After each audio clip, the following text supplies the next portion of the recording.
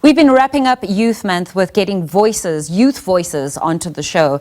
And let me tell you how I was introduced or met this young lady a few weeks ago. I was doing my hair, I was in the nail salon, and a mom and Bokgoni came in and they were selling her jewelry. And I got chatting with her. And when I spoke to her, I realized that she's got a solution for many young South Africans. And you may be wondering, well, how does this tie into sport? She was a drum majorette. She did it at school, and she also played netball. And she used some of those lessons into what she has now developed into her own business, and she's written a book. It's called the Entrepreneurial Guide. It's Bokgoni's Entrepreneurial Guide, and that's who I'm introducing to you this morning. You may have seen her throughout the show. She was reading sports with me. So again, now as my guest, Bokgoni, welcome to the show. Claire is your first name, but I met you as Bokgoni. Tell me, how did participating in sports, in drum majorettes and in netball, help you and inspire you to doing something like creating your own business? Doing sports comes with a lot of discipline and a lot of motivation.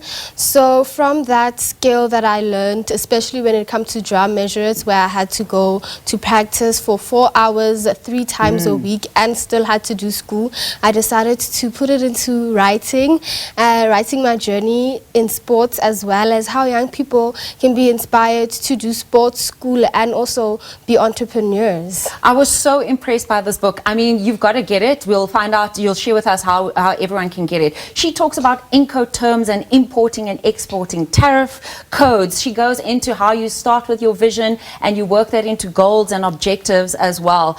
She talks about the physical and mental health of being an entrepreneur. How did you end up writing the book? How were you inspired by it, and what was your process?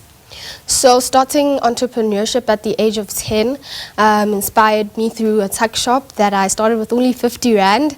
And from that 50 Rand, 3 years later, the tuck shop grew and funded a jewelry brand. And from the jewelry brand, I, went international within 9 months of launching it. Wow. And I did a lot of exhibitions, and a lot of people were inspired by my story. And so because of that, they asked me to put it into writing. And that's what I did. But I didn't only want them to know my story. I wanted them to learn from my story. So I also decided to add how they can learn to be young entrepreneurs and how they can be disciplined in sport as well as being in school and being business people. So yeah, I misspoke earlier on. I meant to say what inspired you to write the book, but share, how this ties in with the youth unemployment crisis that we currently are experiencing in South Africa, as I wrap things up and let you go. Yes, so a lot of young people are waiting for the government and the economy to give them opportunities when it comes to business. But I think that you should not wait for anybody. You should pave your own opportunities, because the youth of 1976 waited for no one when it came to their education. And so because of that, they had to fight for what they believed in. And as a result, we are living what they have sowed into our lives. Oh, you put it so perfectly. Where can people get your book quickly? So our Instagram page is Bokgoni's_creations. It has our link tree, and you can get the website to purchase the book there. Did you enjoy reading sport with me today? I did. Thank you. You're a natural. I think she's coming for my job, ladies and gentlemen. Soon you're going to see Bokgoni Nonyane.